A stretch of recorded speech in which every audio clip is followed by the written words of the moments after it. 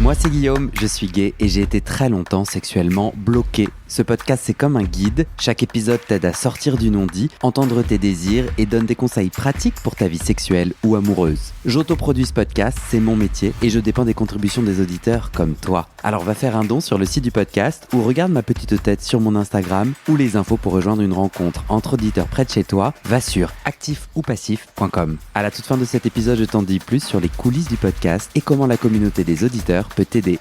Place à ton épisode, bonne écoute. Alex, deuxième partie de ton témoignage. Deuxième partie, the sequel. The sequel, la suite. J'ai retenu que tu as été 10 ans sexologue et qu'aujourd'hui tu fais du porno. Mm-hmm. Tu es notre sexologue devenu porn star. Et tu m'as dit, non, on peut pas dire porn star. Oui, c'est ça. Je suis pas encore star. Non, c'est ça. Je fais de la pornographie présentement que certaines personnes apprécient. C'est ça. Est-ce que tu peux me raconter comment être un sexologue pendant 10 ans impacte sa sexualité? Est-ce qu'il y a des choses négatives? C'est ma première question.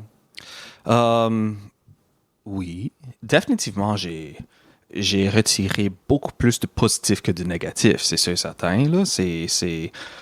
Cette éducation dans la sexologie m'a permis de pousser mes propres réflexions puis compréhension de moi et ma sexualité. Juste après, j'allais demander le positif. OK. OK. Mais si on commence par le négatif, oui. c'est quoi? C'est minoritaire. Mais je pense que c'est important de premièrement garder en tête que je viens d'une certaine perspective et ou paradigme dans le sens que je suis un homme gay.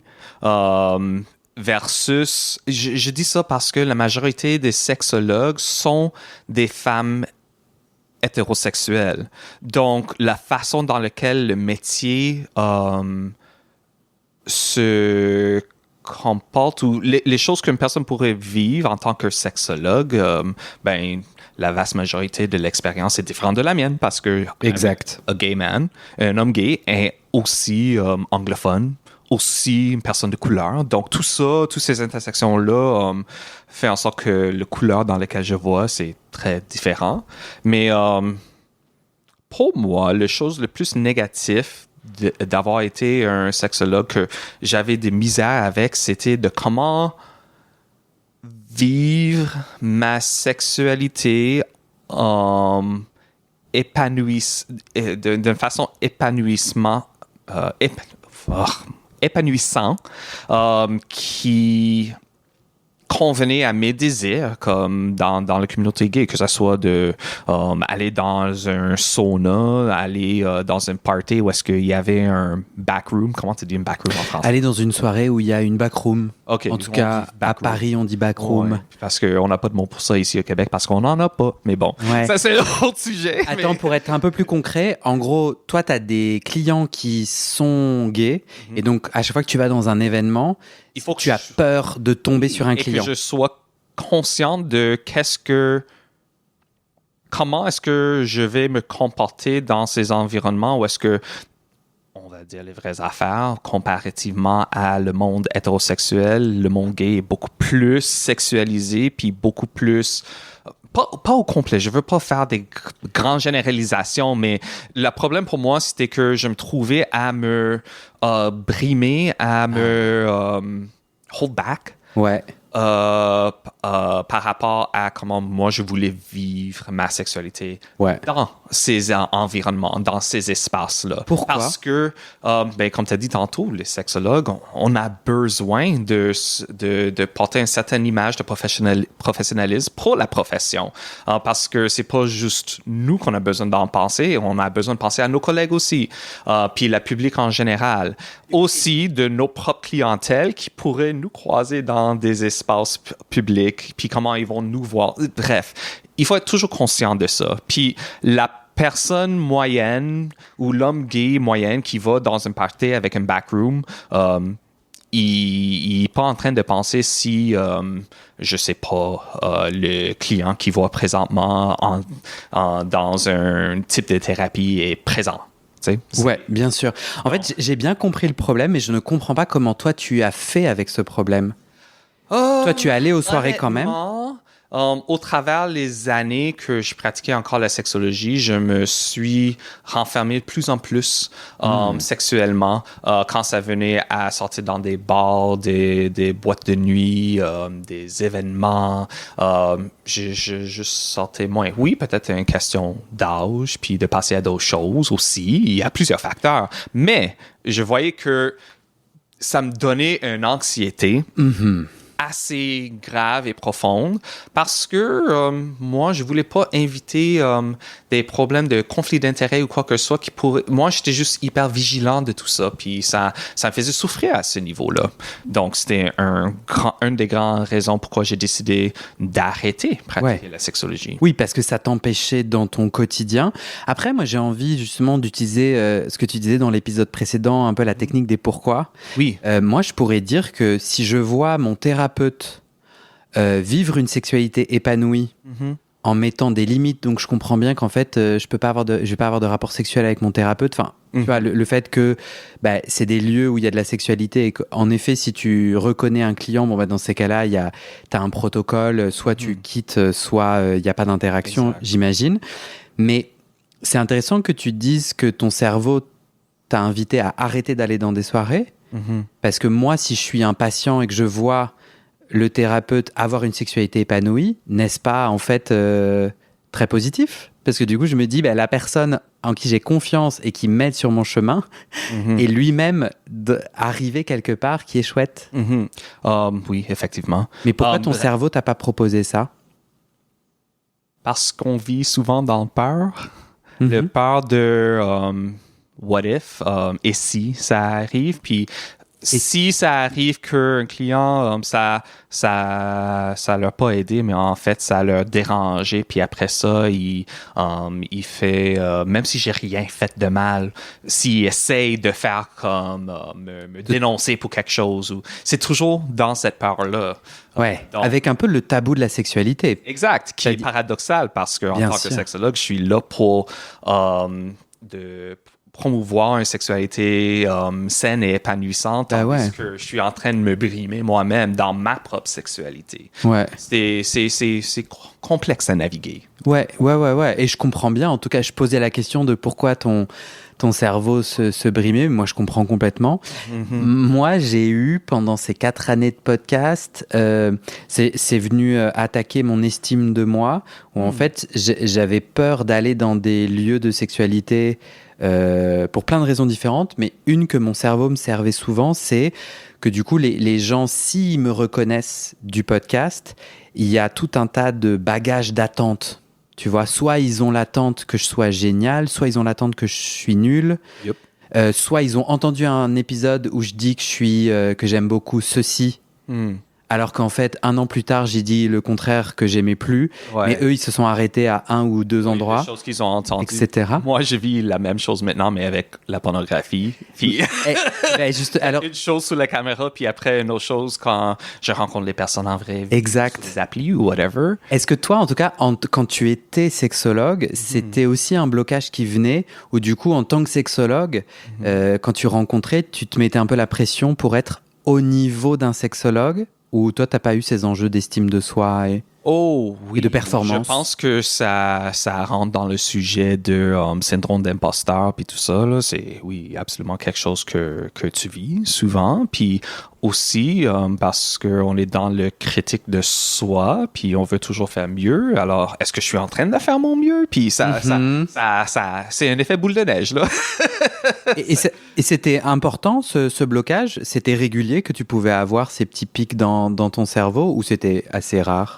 Je pense que c'est le genre de chose qui est là principalement quand tu commences de pratiquer, puis après, c'est quelque chose que tu travailles en faisant ce travail d'introspection, en faisant du travail intervision et supervision avec d'autres professionnels. Puis c'est ça. Donc, pendant 10 ans, petit à petit, en tant que sexologue, tu te retires de la sexualité avec public. Enfin, là, on parle des dark rooms, on parle peut-être des saunas. Ça, c'est quelque chose que tu as fait de moins en moins? Oui, mais je dirais plus dans le sens que ici, à Montréal, où est-ce que je vis, je m'empêchais ou j'avais plus d'anxiété. Ouais. honnêtement, j'ai pas m'empêché complètement de sortir puis vivre ma vie, mais j'étais beaucoup plus paranoïaque par rapport à ça, versus quand je voyageais, puis j'avais aucun souci, puis je pensais pas du tout à ça. Et donc ici, je voyais la différence, puis c'est là où je suis comme, OK, il y a quelque chose qui marche pas, là.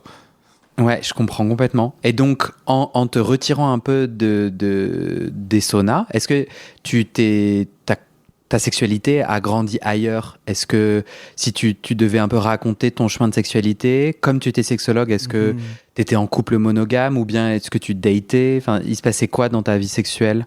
J'ai vécu toutes sortes de plein de choses pendant ces 10 ans-là. J'étais célibataire, j'étais en couple ouvert, j'étais en couple fermé. J'ai encore approfondi dans mon identité en tant que personne polyamoureuse. J'étais... Ouais. En moi. Non, mais t'inquiète. Parce que ma question est trop vague parce qu'en disant, tu as vécu plein de choses. Alors, je vais piquer à certains endroits. Oui. Tu m'as dit en préparant cette interview que tu avais travaillé pour devenir passif. Ah oui. On peut parler de ça, oui. Être sexologue, ça t'a aidé dans ce travail, tu crois? Oui. Alors imagine moi, c'est pas le cas, mais imagine moi, je suis comme toi à l'époque, c'est-à-dire à cette époque, si j'ai bien compris, toi tu avais des facilités à pénétrer, et tu avais moins de facilité à être pénétré. Oui. Je suis toi il y a 15 ans, 10 ans. C'est quoi les conseils que tu me donnes? Toi qui as fait le chemin, tu as travaillé à devenir passif, tu as fait quoi concrètement? Ouais. Comment on fait? Qu'est-ce que j'ai fait concrètement? Premièrement, il faut garder en tête, oui, on parle de ça fait 15 ans, parce qu'effectivement, c'est autour de mes 25 ans que j'ai commencé à explorer ça. Et ça a pris du temps. La première chose, je diviserai la problématique en deux catégories de physiologique et psychologique. Quels sont les blocages qui sont là ou quels sont les aspects ou les facteurs qu'il faut prendre en tête. Donc, biologiquement, on commence d'être curieux de ton corps. Comment est-ce que ça fonctionne? Garde en tête que, OK, pas chaque... Comme il y a une variété des vulves et des pénis, il y a des variétés des rectums et des anus. Il y a des personnes qui sont plus longs, qui sont plus serrés, moins serrés. Donc, c'est quoi le cas pour toi? Explore à ce niveau-là. Est-ce que tu vois que tu as des difficultés ou des facilités de rentrer avec tes doigts? Juste commencer à poser ces questions-là parce que ce qui fonctionne pour une personne ne fonctionne pas nécessairement pour l'autre personne. C'est ça de garder en tête. Un aspect psychologique que tu pourrais regarder, c'est OK, c'est bel et bien de vouloir être passif, mais est-ce que tu le veux pour de vrai? La chose principale, perso, que je trouve qui est importante dans le capable d'en recevoir dans le cul, d'être passif, c'est de le vouloir, mais de vouloir vraiment avec tous les lettres en majuscules. Vouloir. Oui. Puis si tu le veux pas, pourquoi? Encore, la fameuse pourquoi. Puis pour moi, personnellement, c'est revenu à des questions autour de qu'est-ce que ça veut dire être homme, la masculinité toxique, tout ce qui est l'autre côté de la médaille que je voulais dire, le homophobie intériorisée qui était là aussi, de qu'est-ce que ça veut dire d'être l'enculé. D'être l'enculé, ouais. On est d'accord que tu n'as pas écouté le podcast, hein? Parce qu'en fait, c'est vachement chouette et intéressant. Moi, c'est des choses que je dis depuis pas mal de temps au fur et à mesure de mon enquête. Et je voulais juste notifier que du coup, tu dis presque mot pour mot ce que j'ai dit. Donc, les gens vont se dire...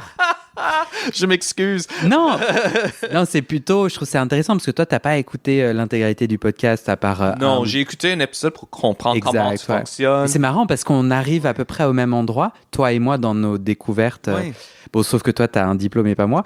Et en fait, du coup, est-ce que tu peux me ramener au Alex qui avait de l'homophobie intériorisée? En fait, toi, tu arrivais pas à te faire pénétrer parce que, donc si je reprends bien, tu n'avais pas eu la curiosité sur ton corps, donc tu savais pas trop comment ça fonctionnait. Tu t'es mis à toi un peu à jouer avec cette curiosité. Et deuxièmement, tu as identifié des blocages psychologiques. Et en gros, si je simplifie, tu te disais, je suis pas un enculé, je suis pas un pédé. Moi, je suis un homme, un vrai. J'ai envie de défendre. T'avais en toi quelle petite phrase quand tu disais je suis allé à la rencontre de ma masculinité toxique, c'était quoi concrètement? Peut-être j'ai mal exprimé tantôt parce que c'était des exemples que j'ai pris psychologiquement. Est-ce que je peux dire que moi-même, j'étais très dans ce champ-là? Pas nécessairement. Mais je sais que c'est un enjeu pour beaucoup de personnes. Et alors pour toi? J'entends la théorie. Oui. Et pour toi, Alex? Psychologiquement, je dirais que c'était le premier point que j'ai dit, que est-ce que je voulais pour de vrai, puis que beaucoup plus mes enjeux étaient plus sur l'aspect physiologique, puis de pas comprendre mon corps, puis comment ça fonctionne, puis tout ça. C'était beaucoup d'essais et erreurs au niveau de comprendre comment fonctionne mon syndrome de côlon irritable, parce que c'était un facteur, de comment... de juste jouer avec moi-même, c'était jamais quelque chose que je faisais. J'avais pas cette curiosité que je trouvais qui était au noyau de tout ça. Okay. C'est un peu conceptuel quand on dit, là, j'imagine des auditeuristes, ça veut dire quoi si je le veux vraiment? Oui. Tu mettrais un peu plus de mots là-dessus. Toi, est-ce que tu le voulais vraiment? Alors, c'est ça que tu as découvert? Je trouvais que souvent, j'en voulais pas. Ce que j'ai vu, c'était que j'avais un certain jalousie des bottoms que je couchais avec. Donc, je voulais... quand je dis jalousie, je veux dire... Je voyais jusqu'à quel point ça le faisait plaisir, puis comment il capotait, puis que c'était le fun. Mais que pour moi, ça fonctionnait pas. Donc, je suis comme, ben là, moi, je veux ça. Mais la chose, c'est que je voulais pas le fait...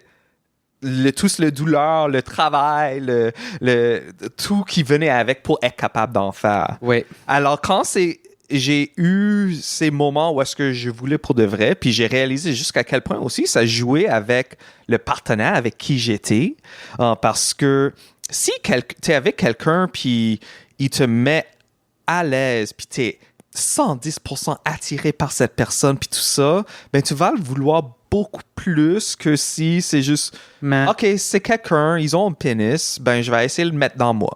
Ouais. Il y a une différence dans l'enthousiasme. Tu sais. J'ai mieux compris. En fait, c'est un peu, j'adore parce que c'est ultra simple, mais en fait, la sexualité, faut en avoir envie, quoi. Ouais. Mais c'est marrant qu'on en arrive à ça parce que je trouve que c'est très, il y a plein de façons d'avoir envie de sexe. Pour moi.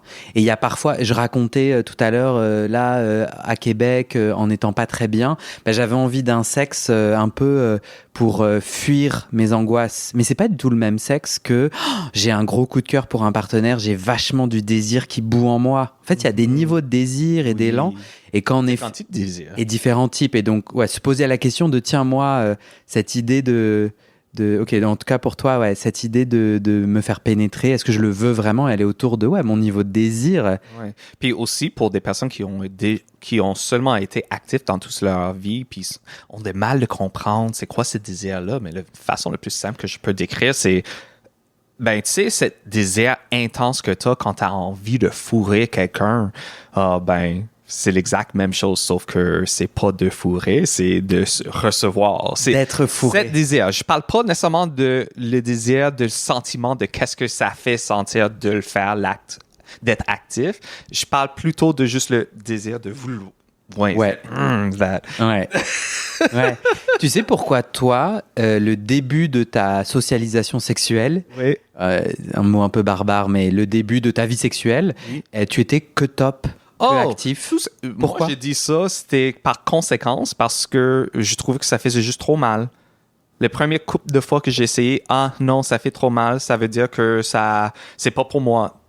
Parce que je voyais que ça allait assez facilement pour mes partenaires sexuels, que eux autres ils aimaient ça, que je me suis dit que, tu sais, mentalité ou justification très simple d'un gars de 17 ans qui disent Ouais. I guess ça veut juste dire que si ça fait mal pour moi, ça veut dire que je suis censé être top parce que ça fait du plaisir puis pas l'autre. OK. Et pas nécessairement de comprendre, il faut que tu le travailles. Ça va pas juste venir comme ça parce que, comme on voit dans la pornographie, où est-ce que ça rentre, il n'y a pas de préparation, il n'y a pas de préliminaires, il n'y a pas de relaxation, il n'y a pas de lubrification. Bref, tu comprends ce que je veux dire. Bullshit. Girl. Quand tu dis ça a été un chemin, j'ai travaillé pour devenir passif, tu dirais que et tu disais c'était beaucoup d'erreurs. T'as dit quoi en anglais trial and error, d'essai erreur. Ouais, essai erreur, réussite et erreur. Tu dirais que ça a été un chemin de combien de temps le moment où tu dis allez j'essaie de conquérir cet endroit d'intime pour moi? J'avais 25 ans quand j'ai commencé de activement chercher des tops. Dans mes relations sexuelles. Puis, je dirais pour les 7-8 ans après ça, ou même... les 7-8 ans après ça, je me considérais comme versatop parce que j'étais capable d'en prendre de temps en temps. Ça venait plus en plus régulier. Ça fait 2-3 ans que je commence à me considérer complètement versatile parce que je vois que, OK, avec assez de réussite, je peux faire les deux à n'importe quel moment. Mais aujourd'hui, malgré le fait que physiquement, physiologiquement, je suis versatile, je dirais que peut-être psychologiquement, je reste quand même versatop dans le sens que oui, je peux bottomer avec assez d'aisance maintenant, mais pour des raisons X, Y, Z, je me trouve quand même plus souvent avec des partenaires sexuels qui sont bottom ou qui sont versatiles, mais qui préfèrent d'être passifs avec moi ou que... bref, peut-être c'est juste mon entourage qui est toujours... Mon réseau sexuel il y a beaucoup plus de bottom à cause de mon historique sexuel, mais je trouve que mes partenaires sexuels restent quand même souvent très bottom, donc... I end up ça termine que je fais beaucoup plus et T'es plus actif que dans la réalité. Merci. En tout cas, je trouve que trouver les mots. Je trouve que la première partie de ta réponse, elle est super inspirante parce que tu parles en fait d'un chemin de plus de 10 ans. Mm-hmm. Et moi, ça c'est quelque chose... Juste la première partie. La deuxième partie est pas inspirante du tout. La deuxième était nulle. Vachement nulle. Je vais y venir juste après. Mais la première partie, mais non, mais parce que moi, s'il y a un truc que je retiens de mes 4 années de recherche et de ce podcast, c'est à quel point ça a révélé mon impatience et ma volonté qu'en un coup de pouce, tu sais, en un coup de pouce sur mon smartphone, je peux tout faire. Ouais. Et enfin, en tout cas, c'est ma personnalité. Je suis quelqu'un de très impatient. Et en fait, un chemin de sexualité, c'est lent, c'est long. Ça tourne à gauche puis à droite. Ça, j'ai encore un peu du mal. Mais ouais, je trouve que c'est vraiment inspirant de se souvenir de ça pour moi, parce que je trouve que ça amène vachement de bienveillance. Attends, mais je suis pas un robot en fait, et c'est pas voilà, c'est un chemin de découverte qui me fait rendre compte de plein de choses. J'aime aussi beaucoup dans ta réponse et dans tout ton témoignage, et je le retrouve dans tous les épisodes. En fait, quand on décide d'aller à la conquête de son intime, de rencontrer sa sexualité, c'est en fait plein de sujets intimes non sexuels qu'on vient débloquer, qu'on vient rencontrer. C'est la question du rapport à soi, du rapport à l'autre, la masculinité, de la curiosité. Tu vois ce que je veux dire? Oui, absolument. Et je trouve ça assez merveilleux parce que je trouve que on grandit, on se modifie, ça impacte notre sexualité, j'en suis sûr, mais bien au-delà. Bon. Ben, si je pourrais ajouter à juste l'aspect psychologique de qu'est-ce qui a changé pour moi dans ça, c'est aussi d'avoir une certaine ouverture d'esprit. Souvent, on est très fermé ou on est très rigide quand ça vient à le changement, puis de rencontrer d'autres hommes gays qui étaient dans un âge, quand j'avais dans mes vingtaines qui étaient à leur fin quarantaine, début cinquantaine, qui me disaient « Ah oui, pendant la majorité de ma vie, j'étais exclusivement top, mais maintenant, je suis exclusivement bottom. » Puis voir de « Oh wow! Alors si ça pourrait arriver à lui, peut-être ça pourrait arriver à moi, puis j'ai pas besoin de rester dans une catégorie parce que je suis comme ça. » Ça revient aussi un peu à ce qu'on a parlé dans le dernier épisode de comment je voyais avoir du sexe avec quelqu'un qui pourrait avoir un vagin, comme j'étais dans une catégorie que ça pourrait pas arriver. Mais non, c'est pourquoi être aussi rigide? Ouais. C'est tellement plus complexe et nuancé que ça, nos sexualités. Ouais. Je trouve que c'est un peu j'enfonce une porte ouverte du développement personnel, parfois un peu bullshit à mon goût. Mais en effet, je trouve que nos cerveaux sont comme primitifs dans le sens, mon cerveau déteste l'inconfort, l'inconnu. Là, je voyage au Québec. Alors que bon, c'est quand même la même langue, le français, il y a plein de choses qui sont... C'est pas un dépaysement comme si j'étais dans une culture si différente, avec une autre langue, un autre alphabet, etc. Et pour autant, mon cerveau... Ah ouais, j'ai beaucoup de mal parfois à énormément de nouveautés, d'inconfort. Le choc culture. Non, même pas. Tu vois, même juste, pas, OK. Les privilèges du voyage où, en fait, je sais pas où je vais, je sais pas qui je vais rencontrer, etc. Et ça me remet dans... je trouve que je suis fait d'habitude et de quotidien pour consommer le moins d'énergie possible, a l'air de me dire mon cerveau. Et donc, reste bien à ta place et catégoriser, rester dans ce que je sais est beaucoup plus facile.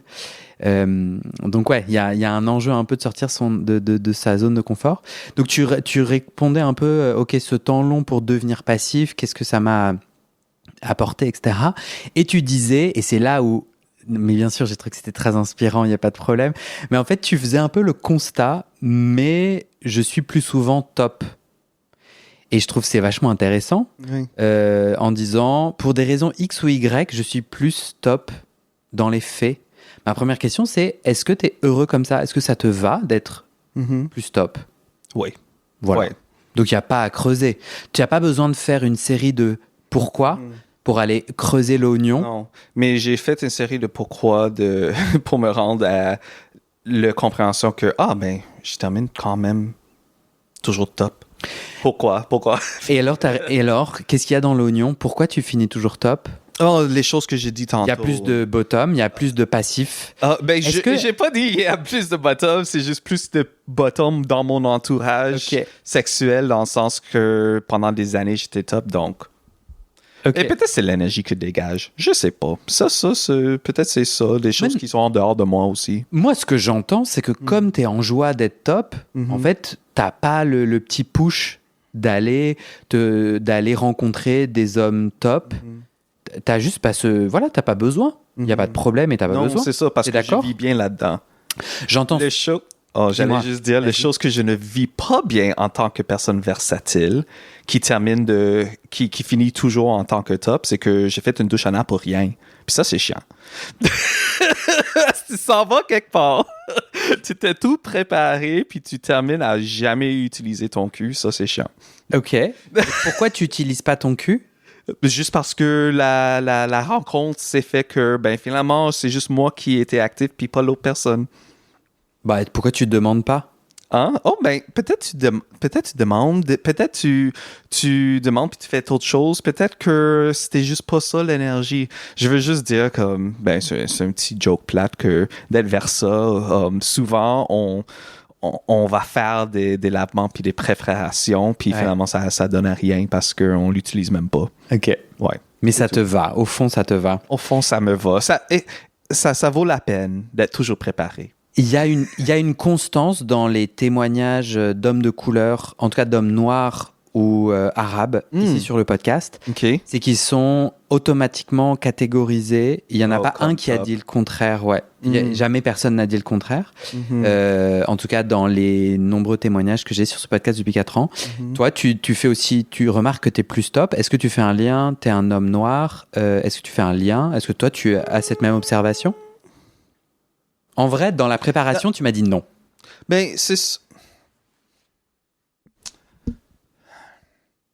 peut-être c'est la façon que tu le verbalises, mais Est-ce que tu as je l'impression... pense pas que c'est un grand parti de le pourquoi pour moi. Ok. Mais je ne pourrais pas dire que c'était pas une petite partie, comme d'être élevé dans une maison entier et que une certaine vision de qu'est-ce qu'un homme est censé d'être, puis que peut-être à un niveau inconscient, je crois que d'être pénétré, ça fait moins qu'un homme que moi, puis tout ça là, comme au moins je suis assez conscient de tout ça pour l'auto-critiquer, mais est-ce que c'était l'aspect le plus révélant? Non. Ouais, est-ce que tu as eu l'impression sur les réseaux de rencontres ou dans les événements ou dans ta socialisation gay que parce que tu étais un homme noir, certaines choses étaient attendues de toi? Oui, beaucoup de choses sont projetées sur moi, sur certains, au niveau de l'agressivité, que je sois dominant, que je sois actif. D'ailleurs, que, tu sais, je mets souvent en vedette dans mes photos, j'essaie de mettre en vedette mon cul parce que Il est beau. C'est un des aspects comme que j'ai positif de moi là physiquement. Puis le monde veut des fois rien savoir de ça parce que un homme noir c'est une dame top. Ouais, ils veulent ta bite. Ouais. Ils veulent pas les photos de ton cul, c'est ça? C'est ça. Des fois, mais bon. Ouais. I say fuck them. I'm still gonna show my ass. Tu traduis? Oh oui, je dis, je m'en... Allez vous faire foutre. Oui, je vais quand même montrer mon cul. Ouais. Toi, tu as eu l'impression que dans ton cheminement d'épanouissement intime, dans ton chemin d'intime, ce racisme a eu un impact? Ou au final, tu as navigué malgré ça avec moins de heurts?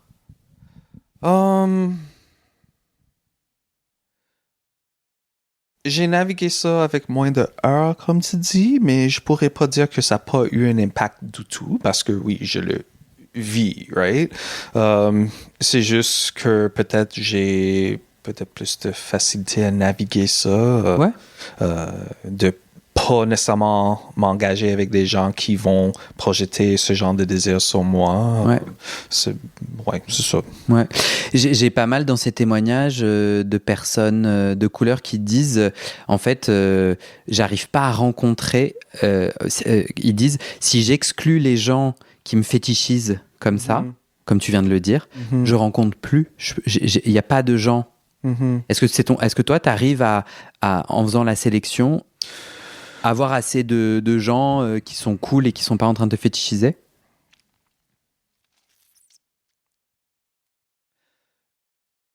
Je pense que peut-être beaucoup de personnes le font, mais ils le disent pas ouvertement. Donc, c'est pas possible pour moi de lire les pensées des autres personnes. Souvent, les personnes, au moins ici à Montréal, sont assez conscientisées, militantes, de reconnaître les choses qui sont les choses qu'on dit puis les choses qu'on dit pas. Donc, assez de personnes sont assez au courant de ça se dit pas, mais ça leur empêche pas de quand même avoir ce fantasme. Exact. Ça se peut que je suis juste complètement ignorant de ça. Ouais. OK. Mais quand même conscient de ça, que ça pourrait être un enjeu sans que ça soit dit. Ouais. Je sais pas si tout ça fait du sens. Ouais. Mais moi, j'enquête et j'ai aussi un peu l'impression de pousser sur toi ce sujet de la fétichisation. Tu vois ce que je veux dire? Je comprends. Et c'est pas forcément, du coup, le chemin, on va s'arrêter là, je pense. Non, mais juste aussi, juste pour répondre à ta question, dans mon expérience personnelle, je pourrais pas dire que ça m'a empêché de dater, ou si j'avais enlevé tout ce monde-là, j'aurais pas assez de monde. Parce que l'inverse, ma relation plus longue jusqu'à date, c'était une relation de 10 ans. On a commencé à se dater quand moi j'avais 18 ans et lui avait 17 ans. Puis à ce moment-là, il m'a dit pas longtemps après qu'on a commencé à se dater que normalement, il n'aura pas me dater parce que je n'étais pas son type. Puis ce qui était dit, le sous-entendu là-dedans, c'est que il n'était pas nécessairement attiré par des Noirs. Donc, moi, c'était plutôt l'inverse. C'est que les personnes auraient décidé de pas me dater à cause de ça. Mais après ça, ces relations, j'ai jamais eu de difficultés de Ok. d'autres partenaires. J'étais assez chanceux à cet égard-là. Ouais. Puis de trouver du monde qui sont bien smart, puis pas dans cet discours-là Ouais. de fétichisation. Ouais. Et ce qui est aussi peut-être signe d'une évolution du milieu à Montréal, de l'endroit gay, queer de Montréal. Ça existe encore, je ne veux pas dire que c'est... Non, non, mais There's no more racism, we won. C'est pas ça. il y a encore du racisme. J'ai envie de terminer cette conversation top ou bottom Oui. sur un petit arrière-goût en moi. Oui. Parle-moi de tes arrière-goûts. Il y a une petite contradiction en toi Oh. auquel... Ah non, il n'y a aucun problème. C'est absolument pas un problème. Mais non, attends, nos intimes et notre cérébralité est pleine de contradictions. Il n'y a aucun problème. Non, non. Mais moi, j'ai envie d'enquêter. Du coup, bon, on va changer de sujet. Mais en fait, pendant le pré-entretien et là, au micro, tu te dis, mais moi, je suis vers ça, je suis content. Mais à un moment donné, tu m'as dit, mentalement, je suis un top. Et à la fois, tu te dis, ah, ben, j'attire les bottoms, c'est ainsi et ça me va. À la fois, tu te dis, bah, au fond, je suis un Versa et je suis saoulé quand je me fais un lavement et que ça sert à rien. Et du coup, je suis un peu genre, c'est intéressant parce que il y a comme deux désirs différents qui s'expriment et qui se contredisent un peu. Quand je te dis ça, Because I want it. Je le veux. Tu veux cette contradiction? Non, pas la contradiction. Je parle encore de vouloir bottomer pour être capable de bottomer. Mais Tu dirais que... c'est drôle que tu dis ça parce que avant de venir ici, je me suis posé la question, est-ce qu'ils vont avoir des choses que je vais dire aujourd'hui qui vont contredire ou être paradoxales à le pré-entretien qu'on avait fait? Mais il y a zéro. C'est juste, j'ai envie de te proposer ça pour qu'on rebondisse, mais j'ai pas raison de quoi que ce soit. Mais en fait, j'entends quelqu'un qui à la fois me dit, bah voilà, je suis en fait majoritairement top, et c'est ainsi, c'est comme ça que mon environnement voilà, et c'est ok. Et j'entends aussi quelqu'un qui dit, je suis vers ça. Et j'ai envie d'être vers ça, et je le suis pas assez comme j'aimerais. Et quand je demande à cette part de toi, bah, est-ce que tu mets en place, est-ce que tu fais les pourquoi et tu mets en place ce qu'il faut pour vivre cette sexualité que tu veux, cette part de toi me répond non. Donc je suis là, bah... En fait, tu viens me faire penser à qu'est-ce que je fais quand j'ai fait le pourquoi je termine plutôt top que bottom. Puis j'ai pensé à ça, je suis comme, c'est aussi à qui est-ce que j'aborde dans les applications. J'ai noté que j'aborde quand même plus des personnes bottom que des top. Alors il faut que je fais un reset mental de me dire non, fais plus un effort juste parce que tu trouves quelqu'un très très très attirant, mais tu le parles pas parce que je suis comme, oh c'est top, peut-être ça va pas marcher. Arrêtez d'avoir ce peur-là que ça va pas marcher, puis aborde la personne. Pour toi, pas marcher, ça veut dire quoi? De pas être capable de être assez bien bottom pour lui. Ah. Attends, mais là on est en train de mettre le doigt sur une forme de pression de performance du bon bottom. Oui, totalement. Si tu devais dessiner, mettre en mots, si tu es à l'aise de mettre en mots ce bon bottom, il est quoi? Il est enthousiaste, il veut, il est capable d'en prendre, il peut aller pendant des heures. Tout c'est Mais vas-y, continue. Vas-y. Faut savoir qu'avec quel ennemi on se bat. Donc, t'en tenir pendant des heures. Tu kiffes tout de suite. T'es très enthousiaste. Tu es ouvert, c'est ça? Genre, il n'y a pas d'enjeu peut-être de... Il n'y aura pas de messe. Pas de dégâts. Tu n'es pas sale. Oui, parce il n'y a pas de caca. Oui, exact, parce que je me suis bien lavé. Toutes ces choses-là qui sont des pressions pour avoir en guillemets, encore du bon sexe. OK. Honnêtement, c'est pas nécessairement la réalité, puis c'est pourquoi est-ce que je participe à ça.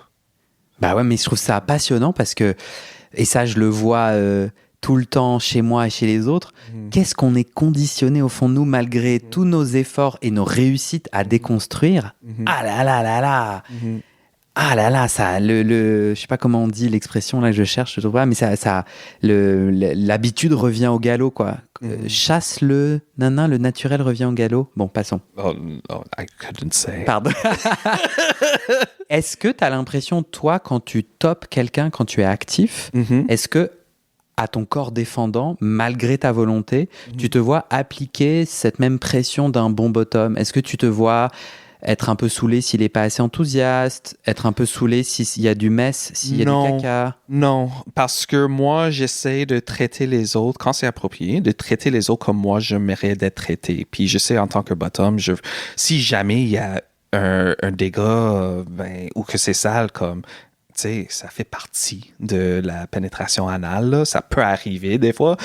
Tu sais où est-ce que tu mets ta queue, là, sois pas fâché à le bottom à cause de ça. Mais ça, c'est théorique. Spécialement, encore plus s'ils ont fait un effort pour être propre, ou si quelqu'un n'est pas capable d'en prendre, il y a millions de raisons pourquoi ça pourrait pas fonctionner à un certain moment. Sois pas fâché avec la personne. Oui, donc. Alex, Oui. mais ça, c'est la théorie qu'on a envie de s'entendre dire sur un podcast. Oui. Mais une fois qu'on éteint le micro, qu'on revient à un moment sexuel un peu genre, tu vois, le feu en toi, est-ce que tu as l'impression que avec le feu en toi, tu arrives quand même à pas mettre cette pression de bottom? J'espère, parce que ça revient à traiter les autres comme moi, j'aimerais être traité. Puis c'est ça. Moi, mon intuition, mais je sais pas du tout si c'est ton cas, hein, et vraiment, j'ai pas. Mais moi, mon intuition, c'est que malgré la théorie de ce que j'aimerais être comme personne sexuelle, la réalité est parfois différente, et ce que j'applique à l'autre vient me casser en retour, tu vois. J'aurais peut-être vient me faire du mal. J'aurais peut-être l'intuition que tu pourrais creuser, c'est vraiment une intuition, j'en sais rien si ça s'applique, mais que en fait, malgré la théorie et ton métier de sexologue, dans ta réalité de top, il y a des automatismes et des conditionnalités qui se mettent en œuvre contre toi et qui viennent du coup t'empêcher d'être bottom quand tu veux être bottom. Et qu'en fait, une des solutions, c'est si j'arrive à nettoyer, si tu en avais l'envie et l'élan et d'aller dans l'inconfort, de nettoyer comment je suis top. En tout cas, moi, je l'applique à moi, ça. En nettoyant comment je suis top, comment je suis actif, en fait, je viens me libérer ma part passif. C'est fascinant, ça. Intuition. Aussi le choix du mot, en nettoyant mon top. Tu vois, de ces idées, de ces conditionnalités. Oh non, je comprends ce que j'ai grandi avec le fucking porno. Je reviens Exactement. sans cesse à cette condition. C'est cette autocritique de tout ça là, qu'on consomme puis commence à construire nos sexualités. Et c'est un peu ça aussi qui entre en jeu dans le qu'est-ce que je veux faire avec le porno que je fais, que je produis maintenant. Donc. Parfaite transition. Uh-huh. Franchement, je suis pas mécontent. Mais en vrai, non. C'est pas, on va pas transitionner tout de suite parce que j'en ai quand même une dernière question. Oh, okay. Et après, on va passer au troisième et dernier épisode. Oui. En fait, tu m'as notifié, on va parler du porno après, dans le prochain épisode, tu m'as notifié que tu étais anglophone, c'est-à-dire tu as grandi d'abord avec l'anglais. Oui. Pour plein de gens dans le monde qui nous écoutent, ils peuvent se dire, bon, bah, qu'est-ce qu'on en a à faire? Mais en fait, à Montréal, la langue a quand même une importance. Oui, il y a il y a des enjeux politiques et sociétals ici par rapport à ça, oui. Est-ce que, moi qui n'y connais strictement rien à ces enjeux politiques et culturels, est-ce que toi, tu dirais que être anglophone, et donc tu as appris le français, c'est pas ta langue maternelle, est-ce que ça a eu un impact dans ton cheminement pour rencontrer des gens, pour être montréalais? Est-ce que... Oui, en étant un Montréalais qui est né ici anglophone, mais aussi mon âge est un gros facteur dans le sens que je suis né à une période particulière dans l'histoire de Québec ou l'histoire de Montréal précisément, comme île, comme ville, où est-ce qu'il y a eu un grand émigration des anglophones autour des années 80, début 90, à cause de l'application de la loi 101 qui cite beaucoup des sujets par rapport à la francophonie. Beaucoup des anglophones ont quitté. Par exemple, la loi 101, c'est quand les commerces ou les panneaux et tout sont obligés d'écrire en plus gros le français et aussi l'anglais. Et l'anglais en petit. Le français a toujours besoin de plus gros. Le nom de commerce devrait toujours être francophone. C'est pour ça que qu'il y a des chaînes connues mondialement de poulets frits. Oui, comme oui, Kentucky. le PFK, c'est KFC, Kentucky Fried Chicken ailleurs, mais ici c'est PFK, poulet frit Kentucky ou quelque chose de même. Il y a des traductions. Oui. Ok. Et à cette époque-là, il y a beaucoup d'anglophones qui quittent le Québec. Et que le Québec devient une place beaucoup plus militante par rapport à la langue française, notre langue française. Puis ça fait en sorte que moi, en tant qu'anglophone, jeune anglophone qui grandissait dans cette période-là, m'introduire et ou apprendre le français, c'était beaucoup plus difficile. Aussi, le fait que je suis anglophone, ben c'était quelque chose qui était très pas nécessairement attaqué, mais pas nécessairement bienvenu. C'est le français en premier. Donc, c'était à moi c'était à moi de m'appliquer, apprendre plus, d'être capable de parler français couramment. Puis ça a eu un impact sur, oui, la vie sociale qui a un impact sur la vie amoureuse, qui a un impact sur la vie sexuelle. Est-ce que concrètement, il y a des Québécois gays ou queer, francophones, qui rejettent des personnes qui parleraient pas assez bien français? Ça t'est arrivé? Oui, j'ai déjà vu ça. Est-ce que ça m'est arrivé personnellement? Je sais pas. J'ai déjà vu ça. Oui. Okay. Ça se dit sur les applis aussi. Là, si jamais tu abordes quelqu'un en anglais en premier, ben oui, tu pourrais t'attaquer. Hey, on est au Québec ici. On parle français en premier. Tu sais, ça pourrait arriver, oui. Ouais. Il y a défendre la langue. Mm-hmm. C'est quelque chose qui est très présent au Québec, parce que il y a des raisons. Oui, il y a un passé où en fait on a essayé d'empêcher les Français d'apprendre la langue. Il y a du classisme là-dedans, puis tout par rapport à les anglophones qui sont venus, puis ils ont pris le Upper Canada, le Lower Canada, puis l'histoire. Je rentre dans l'histoire de Canada, aspect historique, Québec, mais j'ai dit ça découle jusqu'à maintenant. Tout à fait. J'ai dit les Français, je voulais dire le français, pardon, excusez-moi. Oups. Merci pour ce second épisode. On va passer au troisième où là on va parler du passage au porno. Okay. Comment t'es venue l'idée, pourquoi tu t'es lancé, qu'est-ce que tu y fais, en quoi c'est un porno éthique, étoc et tout ça. Ça te va? Oh oui. Rendez-vous au prochain épisode. À bientôt.